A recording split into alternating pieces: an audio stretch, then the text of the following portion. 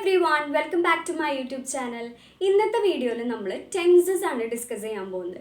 Tenses എന്ന് പറയുമ്പോൾ ഇംഗ്ലീഷിൽ ഭയങ്കര ഇമ്പോർട്ടൻ്റ് ആയിട്ടുള്ള ഒരു ടോപ്പിക്കാണ്. നമുക്ക് ഒരിക്കലും ഒഴിച്ചുകൂടാൻ പറ്റാത്തൊരു ടോപ്പിക്കാണ് ഇംഗ്ലീഷ് പഠിച്ചു തുടങ്ങുമ്പോൾ. അപ്പോൾ ടെൻസസ് എന്തുകൊണ്ടാണ് ഇമ്പോർട്ടൻ്റ് എന്ന് പറയുന്നത്, നമ്മളൊരു കോൺവെർസേഷനിലാവുമ്പോൾ, അതായത് നമ്മളൊരാളോട് സംസാരിക്കുമ്പോൾ നമുക്ക് ഇപ്പോഴത്തെ വർത്തമാന കാലത്തിലത്തെ അതുപോലെ തന്നെ മുമ്പ് നടന്ന കാര്യം, ഭൂതകാലത്തിൽ നടന്ന ഒരു കാര്യം, അതുപോലെ തന്നെ ഭാവി കാര്യങ്ങളും പറയാൻ വേണ്ടിയിട്ട് നമുക്ക് ടെൻസ് ഇമ്പോർട്ടൻ്റ് ആണ്. അപ്പോൾ ഇന്നത്തെ വീഡിയോയിൽ ഞാൻ ടെൻസസ് പല പാർട്സ് ആയിട്ട് പല വീഡിയോസ് ആയിട്ട് ചെയ്യാമെന്നാണ് ഉദ്ദേശിക്കുന്നത്. നമ്മൾ എല്ലാ ദിവസവും പലർക്കും ഒരു വിചാരമാണ് ടെൻസസ് എന്ന് പറയുമ്പോൾ കുറേ ടെൻസ് ഉണ്ട്, അപ്പോൾ എല്ലാ ടെൻസും കൂടി ഒരുമിച്ച് പഠിച്ചു കഴിഞ്ഞാൽ നമുക്ക് ചിലപ്പോൾ അത് ഓർമ്മ നിൽക്കില്ല. അപ്പോൾ നമുക്ക് ഒരു ദിവസം ആവശ്യമുള്ളത് മാത്രം പഠിച്ചാൽ മതി. അപ്പോൾ ഞാൻ ഈ അടുത്ത ദിവസങ്ങളിലായിട്ട് കൂടുതൽ വീഡിയോസ് ടെൻസിൽ ചെയ്യുന്നതായിരിക്കും. അപ്പോൾ ഞാൻ എപ്പോഴും പറയണ പോലെ നിങ്ങളുടെ കയ്യിലിപ്പോൾ ഒരു ബുക്കും പെന്നും ഇല്ലെങ്കിൽ വേഗം ഓടി പോയിട്ട് ഒരു ബുക്കും പെന്നും എടുത്തിട്ട് വായോ. എന്നിട്ട് നിങ്ങൾക്ക് മനസ്സിലാവുന്ന രീതിയിൽ വീഡിയോ കാണുമ്പോൾ നിങ്ങൾക്ക് മെയിൻ പോയിൻറ്റ്സ് ആയിട്ട് തോന്നുന്നത് നിങ്ങൾക്ക് മനസ്സിലാവുന്ന രീതിയിൽ നിങ്ങൾക്ക് ഇഷ്ടമുള്ള പോലെ ഒരു നോട്ട് പ്രിപ്പയർ ചെയ്ത് എല്ലാ ദിവസവും ഒരു 1 or 2 വേർഡ്സിൽ എഴുതിയാൽ മതി നോട്ട്സ്. സെൻറ്റൻസുകളായിട്ട് ഞാൻ പറയുന്നത് അങ്ങനെ തന്നെ എഴുതാനല്ല ഞാൻ പറയണേ, വെറുതെ വേർഡ്സ് മാത്രമായിട്ട് ഇമ്പോർട്ടൻറ്റ് പോയിൻറ്റ്സ് മാത്രമായിട്ടൊന്ന് എഴുതിയിട്ട് എല്ലാ ദിവസവും ഒന്ന് വായിച്ച് നോക്കി കഴിഞ്ഞാൽ നിങ്ങൾക്ക് പെട്ടെന്ന് എത്ര പെട്ടെന്ന് നിങ്ങൾക്ക് എല്ലാ കാര്യങ്ങളും മനസ്സിലാവണമെന്ന് നിങ്ങൾ തന്നെ റിയലൈസ് ചെയ്യും. ഇംഗ്ലീഷിൽ ടെൻസസ് എന്ന് പറയുമ്പോൾ പ്രധാനമായിട്ടും 3 ടെൻസസ് ആണുള്ളത്. അത് ഏതൊക്കെയാണ്? Present tense, past tense, future tense. Present tense എന്ന് പറഞ്ഞു കഴിഞ്ഞാൽ വർത്തമാനകാലം, അതായത് ഇപ്പോൾ നടന്നുകൊണ്ടിരിക്കുന്ന ഒരു സംഭവം പറയാൻ വേണ്ടിയിട്ടാണ് നമ്മൾ പ്രസൻറ്റ് ടെൻസ് യൂസ് ചെയ്യുക. ഇനി പാസ്റ്റ് ടെൻസ് എപ്പോഴാണ്? പാസ്റ്റ് ടെൻസ് എന്ന് വെച്ച് കഴിഞ്ഞാൽ ഭൂതകാലം, അതായത് മുൻപ് നടന്നൊരു കാര്യം സൂചിപ്പിക്കാനാണ് നമ്മൾ പാസ്റ്റ് ടെൻസ് യൂസ് ചെയ്യുക. ഫ്യൂച്ചർ ടെൻസ് എന്ന് പറഞ്ഞു കഴിഞ്ഞാൽ ഭാവി കാലം, അതായത് ഭാവിയിൽ നടക്കാൻ പോകുന്ന ഒരു കാര്യം സൂചിപ്പിക്കാനാണ് നമ്മൾ ഫ്യൂച്ചർ ടെൻസ് യൂസ് ചെയ്യുക. ഈ ഓരോ ടെൻസിനെയും നമ്മളിപ്പോൾ പറഞ്ഞ present tense, past tense, future ടെൻസിനെയും 4ആയിട്ട് തരം തിരിച്ചിട്ടുണ്ട്. അത് ഏതൊക്കെയാണ്? Simple, continuous, perfect, perfect continuous. അപ്പോൾ എന്താ നമ്മൾ പറഞ്ഞത്? പ്രസൻറ്റ് ടെൻസിനും പാസ്റ്റ് ടെൻസിനും ഫ്യൂച്ചർ ടെൻസിനും 4 ആസ്പെക്ട്സ് ഉണ്ടെന്നാണ് പറഞ്ഞത്. ആസ്പെക്ട്സ് എന്ന് വെച്ച് കഴിഞ്ഞാൽ 4 വശങ്ങൾ അല്ലെങ്കിൽ 4 രൂപങ്ങൾ ഉണ്ടെന്നാണ് പറയുന്നത്. അപ്പോൾ നമുക്ക് പ്രസൻറ്റ് ടെൻസ് വെച്ചിട്ട് ആ 4 ആസ്പെക്ട്സ് ഒന്ന് പറഞ്ഞു നോക്കിയാലോ. അപ്പോൾ ഏതൊക്കെയാണ്? Simple present tense, present continuous tense, present perfect tense, present perfect continuous tense. ഇതുപോലെ തന്നെ പാസ്റ്റ് ടെൻസിനുമുണ്ട്. അപ്പം നമ്മൾക്ക് എങ്ങനെയാണ് പറയാം? Simple past tense, past continuous tense, past perfect tense, past perfect continuous tense. ഇതുപോലെ തന്നെ നമുക്ക് ഫ്യൂച്ചർ ടെൻസിനുണ്ട്. അപ്പോൾ ഒന്ന് പറഞ്ഞു നോക്കിയേ, ഏതൊക്കെയായിരിക്കും ഉണ്ടാവുക? Simple future tense, future continuous tense, future perfect tense and future perfect continuous tense. മനസ്സിലായില്ലേ? അപ്പോൾ ടോട്ടൽ എത്ര ടെൻസുകളുണ്ട്? 12 ടെൻസാണ് നമുക്കുള്ളത്. അപ്പോൾ നമുക്ക് ഓരോ ടെൻസസ് ആയിട്ട് വഴിയെ പരിചയപ്പെടാം. അപ്പോൾ ആദ്യം തന്നെ നമ്മൾ ടെൻസസ് പറഞ്ഞപ്പോൾ ആദ്യം വന്നത് ഏതാ? അതായത് പ്രസൻറ്റ് ടെൻസിൽ ആദ്യം ഏതാണ് വന്നത്? സിമ്പിൾ പ്രസൻറ്റ് ടെൻസ് ആണ്. അപ്പോൾ നമുക്ക് സിമ്പിൾ പ്രസൻറ്റ് ടെൻസിനെ കുറിച്ച് മനസ്സിലാക്കാം. പക്ഷേ സിമ്പിൾ പ്രസൻറ്റ് ടെൻസിനെ കുറിച്ച് മനസ്സിലാക്കുന്നതിന് മുമ്പ് നമ്മളൊരു കാര്യം മനസ്സിലാക്കണം. നമ്മൾ ഇംഗ്ലീഷ് ലാംഗ്വേജിൽ നമുക്കൊരു സെൻറ്റൻസ് എന്ന് പറയുമ്പോൾ ആ സെൻറ്റൻസിനൊരു സ്ട്രക്ചർ ഉണ്ട്. അതെന്താണ് ആ സ്ട്രക്ചർ? ആ സ്ട്രക്ചർ എന്ന് പറയുന്നത് സബ്ജക്റ്റ് പ്ലസ് ഓക്സിലറി പ്ലസ് വേർബാണ്. അപ്പോൾ സബ്ജക്റ്റ് എന്ന് പറയുന്നത് നമുക്കിവിടെ ഷോർട്ട് ഫോം ആയിട്ട് എസ് എന്ന് പറയാം. ഓക്സിലറി എന്ന് പറയുന്നത് നമുക്ക് ഷോർട്ട് ഫോം ആയിട്ട് എ എന്ന് പറയാം. വേർബ് എന്ന് പറയുന്നത് വി എന്നും പറയാം. അപ്പം എങ്ങനെ പറയാം? S plus A plus V എന്ന് ആലോചിച്ച് വയ്ക്കാം നമുക്ക്. ഇനി സബ്ജക്റ്റ് എന്ന് വെച്ചാൽ എന്താണ്? സബ്ജക്റ്റ് എന്ന് പറഞ്ഞു കഴിഞ്ഞാൽ ആരാണ് പ്രവൃത്തി ചെയ്യുന്നത് അവരെയാണ് നമ്മൾ സബ്ജക്റ്റ് എന്ന് പറയുന്നത്. അപ്പോൾ പ്രവൃത്തി എന്ന് വെച്ച് കഴിഞ്ഞാൽ വേർബ്. ആ വേർബ് ചെയ്യുന്നത് ഞാനായിരിക്കാം, നിങ്ങളായിരിക്കാം, അവനായിരിക്കാം, അവളായിരിക്കാം, ആര് വേണമെങ്കിലും ആവാം. അപ്പം നമ്മൾ ഇവരെയാണ് സബ്ജക്റ്റ് എന്ന് പറയുന്നത്. അതായത് പ്രവൃത്തി ചെയ്യുന്നത് ആരാണോ, അതായത് ഒരു എക്സാമ്പിൾ പറഞ്ഞു കഴിഞ്ഞാൽ ഷീ ഈസ് കുക്കിംഗ്, അവള് പാചകം ചെയ്യാണ്. അപ്പോൾ ഇതിൽ പാചകം ചെയ്യുന്നത് ആരാണ്? ഷീ ആണ്. അപ്പോൾ ഇവിടുത്തെ സബ്ജക്റ്റ് ആരാണ്? ഷീ ആണ്. അപ്പോൾ സബ്ജക്റ്റ് എന്ന് പറയുമ്പോൾ അതിൽ കുറേ ഉണ്ടാവും. അതിലത്തെ കുറച്ച് എക്സാമ്പിൾസ് ആണ് ഞാൻ അവിടെ എഴുതിയേക്കുന്നത്. I, you, we, they, he, she, it, അല്ലെങ്കിൽ വല്ല നെയിംസും ആവാം സബ്ജക്റ്റിൽ. അടുത്തത് വരുന്നത് ഓക്സിലറി വേർബാണ്. ഓക്സിലറി വേർബ് എന്ന് പറഞ്ഞു കഴിഞ്ഞാൽ നമ്മൾ മറ്റ് ഭാഷയിൽ നിന്നും ഇംഗ്ലീഷിനെ വേറിട്ട ഭാഷയാക്കുന്നത് എന്തുകൊണ്ടാണെന്ന് വെച്ച് കഴിഞ്ഞാൽ ഓക്സിലറി വേർബ് കാരണമാണ്. അതുകൊണ്ട് തന്നെയാണ് ഇംഗ്ലീഷ് പലർക്കും പഠിക്കാൻ കുറച്ച് ബുദ്ധിമുട്ടായിട്ട് പറയുന്നതും ഈ ഓക്സിലറി വേർബ്സ് ആണ്. അപ്പോൾ ഞാനിവിടെ കൊടുത്തേക്കുന്നത് ഓക്സിലറി വേർബ്സിൻ്റെ കുറച്ച് എക്സാമ്പിൾസ് ആണ്. ഏതാണ് ഓക്സിലറി വേർബ്സ്, പൊതുവേ വരുന്ന ഓക്സിലറി വേർബ്സ് ഏതൊക്കെയാണെന്നാണ് ഞാൻ അവിടെ കാണിച്ചേക്കുന്നത്. അപ്പോൾ ഏതൊക്കെയാണ്? Is, am, are, was, were, അങ്ങനെ കുറേ എക്സാമ്പിൾസ് ഉണ്ട്. അതാണ് ഞാനവിടെ കൊടുത്തേക്കുന്നത്. ഈ ഓക്സിലറി വേർബിനെ നമുക്ക് ഹെൽപ്പിംഗ് വേർബ്സ് എന്നും കൂടിയും പറയാം. എന്തുകൊണ്ടാണ്? അവർ മെയിൻ വേർബിനെ ഹെൽപ്പ് ചെയ്യും. അപ്പോൾ ഇനി നമുക്ക് നോക്കാൻ പോണത് നമ്മൾ വേർബ് എന്താണെന്ന് മനസ്സിലാക്കാൻ പോവാം. വേർബ് എന്ന് പറഞ്ഞു കഴിഞ്ഞാൽ നമ്മൾ ചെയ്യുന്ന പ്രവൃത്തി. ആ പ്രവൃത്തി എന്തും ആവാം. അതായത് നമ്മൾ ഉറങ്ങുന്നതാവാം, പഠിക്കുന്നതാവാം, അല്ലെങ്കിൽ കളിക്കുന്നതാവാം, എന്ത് വേണമെങ്കിലും ആവാം. അപ്പോൾ അതിൻ്റെ കുറച്ച് എക്സാമ്പിൾസാണ് ഞാനിവിടെ കൊടുത്തേക്കുന്നത്. ടീച്ച്, റൈറ്റ്, റൺ, അങ്ങനെ കുറച്ച് എക്സാമ്പിൾസാണ്.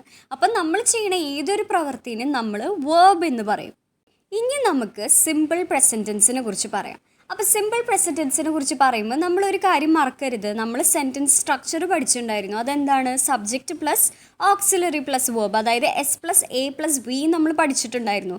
അതൊന്ന് മനസ്സിലാലോചിച്ച് വയ്ക്കുക. അപ്പോൾ ഇനി സിമ്പിൾ പ്രസൻറ്റ് ടെൻസ് നമ്മൾ എപ്പോഴൊക്കെയാണ് യൂസ് ചെയ്യുക, അതാണ് ഞാൻ ഇനി പറഞ്ഞു തരാൻ പോകുന്നത്. നമ്മൾ എന്നും ചെയ്യുന്നൊരു പ്രവൃത്തി, അതായത് ഡെയിലി ചെയ്യുന്നൊരു കാര്യം നമുക്ക് പറയാൻ വേണ്ടിയിട്ട് നമ്മൾ സിമ്പിൾ പ്രസൻറ്റ് ടെൻസ് യൂസ് ചെയ്യും. അതായത് നമ്മൾ എപ്പോഴും ചെയ്യുന്നൊരു കാര്യം, ആ കാര്യത്തിന് വലിയ മാറ്റങ്ങളൊന്നുമില്ല, അപ്പോൾ ആ ഒരു കാര്യം പറയാൻ വേണ്ടി നമ്മൾ സിമ്പിൾ പ്രസൻറ്റ് ടെൻസ് യൂസ് ചെയ്യും.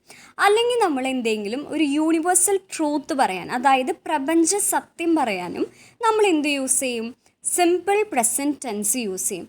അല്ലെങ്കിൽ പിന്നെ നമ്മൾ എപ്പോഴാണെന്ന് വെച്ച് കഴിഞ്ഞാൽ നമ്മൾ മുൻപേ കൂട്ടി തീരുമാനിച്ച് വെച്ചൊരു കാര്യം, പക്ഷേ ആ ഒരു കാര്യം ഇതുവരെ കഴിഞ്ഞിട്ടില്ല.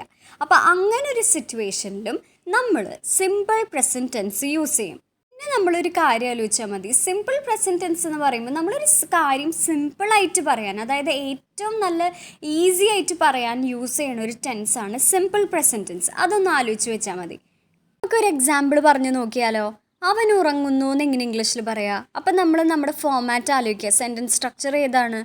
S+A+V ആണ്. അപ്പോൾ ഇവിടുത്തെ സബ്ജക്റ്റ് എന്താണ്? അവനാണ്. അപ്പോൾ ഹീ എഴുതി. എ എന്ന് പറയുന്നത് ഓക്സിലറി, അത് വെയിറ്റ് ചെയ്യുക, അത് നമുക്ക് പറയാം. വേർബ് എന്ന് പറയുന്നത് എന്താണ്? അവൻ ഉറങ്ങുന്നതാണ്. അപ്പോൾ സ്ലീപ്പാണ്, ഉറങ്ങുകയാണ്. അപ്പോൾ സ്ലീപ്പാണ് നമ്മുടെ വേർബ്. അപ്പോൾ നമ്മൾ ഓക്സിലറി ഇവിടെ ഏതാണ് ആഡ് ചെയ്യേണ്ടത്? ഇവിടെ നമ്മൾ ആഡ് ചെയ്യേണ്ടത് ഡു അല്ലെങ്കിൽ ഡസ് ആണ്. അപ്പോൾ ഇവിടെ ഹീ വരുമ്പോൾ നമ്മൾ ഡു ആണോ ഡസ് ആണോ യൂസ് ചെയ്യേണ്ടത്?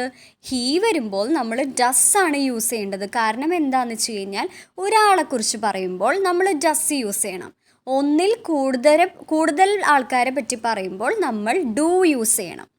പക്ഷേ ഇവിടെ ഐയും യുവും, അതായത് എന്നെക്കുറിച്ചും നിങ്ങളെക്കുറിച്ചും പറയുമ്പോൾ, അതായത് യുവും ഐയുനെ പറ്റി പറയുമ്പോൾ നമ്മളെപ്പോഴും ഡു ആണ് യൂസ് ചെയ്യുക, ഡസ് അല്ല. ഞാൻ പറഞ്ഞില്ലേ, ഒരാളെക്കുറിച്ച് പറയുമ്പോൾ ഡസ് സാധാരണ യൂസ് ചെയ്യണേന്ന് പറഞ്ഞില്ലേ. പക്ഷേ യുവും ഐയും വരുമ്പോൾ മാത്രം നമ്മൾ ഡു ആണ് യൂസ് ചെയ്യേണ്ടത്. അപ്പോൾ ഇതൊന്ന് ആലോചിച്ച് വയ്ക്കാം. അപ്പം ഞാൻ ചോദിക്കട്ടെ, അപ്പം ഹീ വരുമ്പോൾ ഏതാ വരിക? ഡു ആണോ ഡസ് ആണോ? ഹീ ഡസ് ആണ്. ഇനി ഷീ വരുമ്പോഴോ? ഷീയും ഡസ് ആണ്. ദേ വരുമ്പോഴോ? ഒന്നിൽ കൂടുതലുണ്ട്. അപ്പോൾ ഒന്നിൽ കൂടുതൽ ആൾക്കാരുണ്ടെങ്കിൽ നമ്മളെങ്ങനെ പറയാം? ദേ ഡു ആണ്.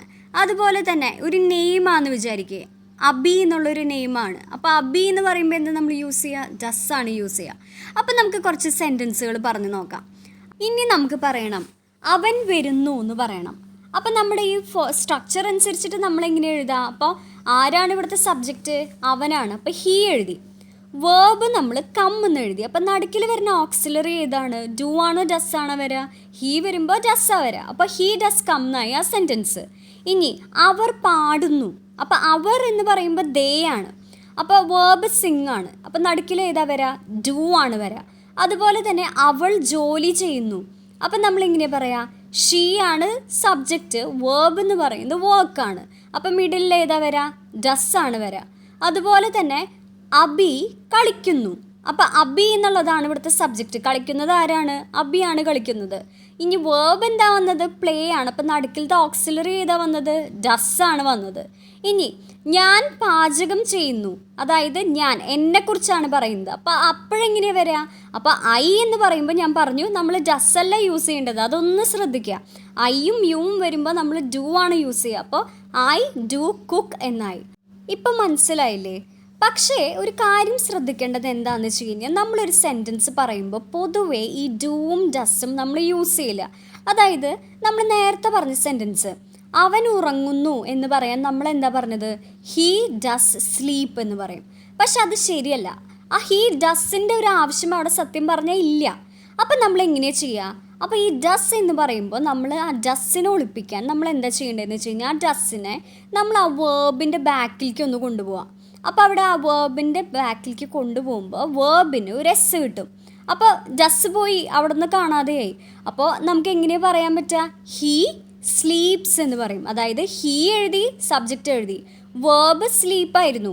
സ്ലീപ്പിൻ്റെ ബാക്കിലേക്ക് നമ്മൾ ഡസ്സിനെ കൊണ്ടുപോയി. അപ്പോൾ ഡസ്സിൻ്റെ എസ് സ്ലീപ്പിന് കിട്ടി. അപ്പോൾ എന്താ അവിടുത്തെ സെൻറ്റൻസ് എങ്ങനെയാണ് വന്നത്? ഹീ സ്ലീപ്സ് എന്ന് വന്നു. അപ്പം നമ്മൾ നേരത്തെ പറഞ്ഞ സെൻറ്റൻസുകളില്ലേ, ഹീ ഡസ് കം എന്ന് പറഞ്ഞ സെൻറ്റൻസ് ഇല്ലേ, അത് നമുക്ക് എങ്ങനെ ഡസ്സിനെ ഇൻവിസിബിൾ ആക്കാം അവിടെ നിന്ന്? അപ്പം അതെങ്ങനെ ആൻസർ കിട്ടുക? ഹീ കംസ് എന്ന് പറഞ്ഞു. എന്തുകൊണ്ടാണ്? കമ്മിൻ്റെ ബാക്കിലേക്ക് നമ്മൾ ഡസ്സിനെ കൊണ്ടുപോയി. അപ്പോൾ കംസ് എന്ന് വന്നു. അപ്പോൾ ഹീ കംസ് എന്ന് പറഞ്ഞു. ഇനി വേറെ എക്സാമ്പിൾ നമ്മൾ നേരത്തെ പറഞ്ഞത് എന്താണ്? ദേ ഡു സിങ് എന്നാണ്. അപ്പോൾ അതിൻ്റെ പകരം എന്താ നമ്മൾ ആഡ് ചെയ്യുക? അപ്പോൾ ഡു എന്ന് പറയുമ്പോൾ നമ്മൾ എന്താ ചെയ്യേണ്ടത്?